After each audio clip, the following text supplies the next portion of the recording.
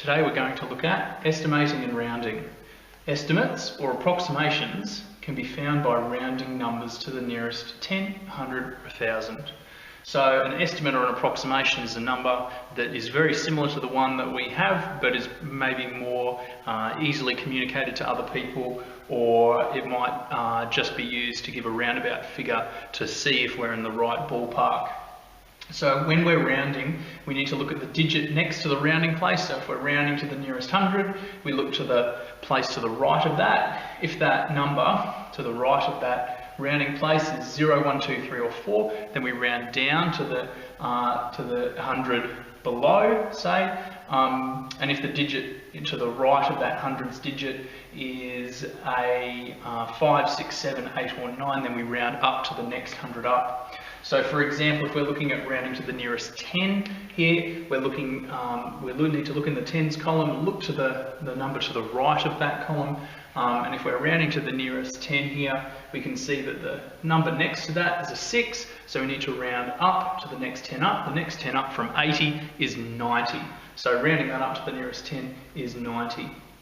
If we're looking at the number 4,142 and we're rounding that to the nearest 100, we can have a look at the hundreds, and the place next to that hundreds is a 4, so we need to round that number down to the next nearest 100 down, and the next nearest 100 down is 100. So 4,100 is going to be this number rounded to the nearest 100. If we're looking at rounding it to the nearest 1,000, we need to look at the thousands place, and the number next to the thousands place is a 1, so we need to round that number down as well. So the next nearest 1,000 down from 4,000, or from 4,142 is 4,000. So rounding that to the nearest 1,000, we get 4,000 here. We can also use approximations and rounding to make it give us a way to check whether or not we're getting a close answer to the real answer, or we can use it to just get an approximation for different operations, multiplication, division and that sort of thing, to make it quicker and easier for us to get a rough idea of the answer to a problem. So if we're looking at 42 times 7, trying to do that, we might need to use the longhand algorithm or use a calculator, but we could just do it in our head very easily by doing, or get an estimate very easily. If we look at rounding this, 42 times 7 is a bit bulky, but 40 times 7 is easy to do. So we've had a look at rounding this by the leading digit, the digit in the front of it, 40. So we've looked at the number next to it, which is a 2, so rounded down to 40. So 40 times 7 is approximately equal to. That's what this symbol means here. The symbol that we have here means is approximately equal to. So this is saying that 42 times 7 is approximately equal to 40 times 7, and 40 times 7 we can do very easily. 4 times 7 is 28, times by 10 to multiply by the extra tens place that we have here, and that's 280. So 40 times 7 is 280, and that's approximately equal to 42 times 7. Having a look at some examples here, we're being asked to estimate the answers to the following problems. If we're having a look at our first problem here, 95 times 326, we can have a look at rounding the leading digit here of each of them. So looking at the number to the right of the leading digit here, 9, we've got 90 here, but the number next to it is a 5, so we need to round it up. The next number up from 90 is 100. The next 10s up is 100. So that's going to round to 100 there. So we've rounded that one up. And this one here, if we look to the right of the rounding digit 300s here, the rounding digits are 2, so we round this one down to 300. And 100 times 300 is easy to calculate. 1 times 3 is 3. Multiply by 100 and multiply by 100 again. So we're shifting the decimal place 2, and then 2 again to get 30,000. And the actual answer is 30,970. So you can see that what we've done is we've calculated a fairly close estimate of the actual answer. The reason we've got a fairly close estimate is because when we've got a multiplication, if we round up and round down, then we get a small amount of compensation happening.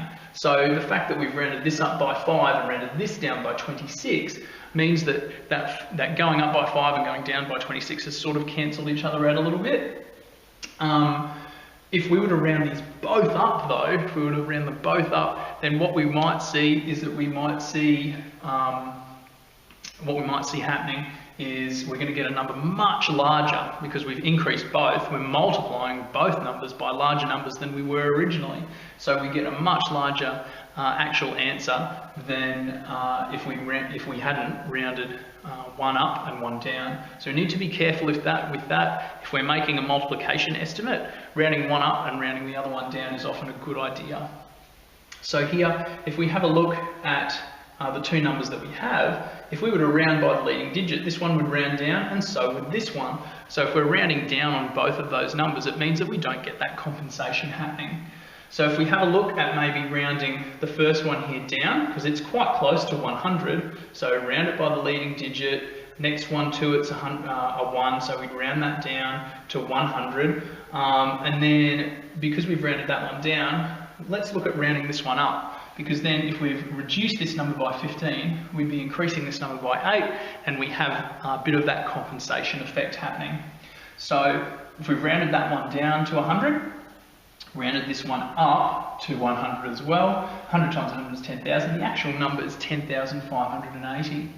If we rounded them both down, so this one's 100, this one would be 90, we'd get 9,000. And 9,000 is 1,580 less than our actual answer, which is it's a bit off. It's a bit more off than if we try and think about the compensation effect. If we're looking at a division, division is all about proportion and being able to divide it evenly. So we don't need to worry about the compensation effect. If anything, we should try and round either both of them down or both of them up, because that means that we're trying, if we've got a larger number of things to divide amongst and we've got a larger number of groups to divide them into, we get that compensation effect happening again. So here, 9 is very close to 10. So if I round the 9 up to 10, that will make, and dividing by 10 is really, really easy, that will make this, this estimation much easier to carry out. So dividing this number by 10 isn't very easy, so if we could round it up to the nearest 10 as well, because we've rounded this one up, try and get the compensation with division happening, we round that one up to 2,270, dividing by 10 is much, much easier because we just need to shift the decimal place by 1. So we're shifting the decimal place 1 over, the answer is 227. The actual answer for this one's a little bit off, but 252 compared to 227, it's still a pretty good estimate.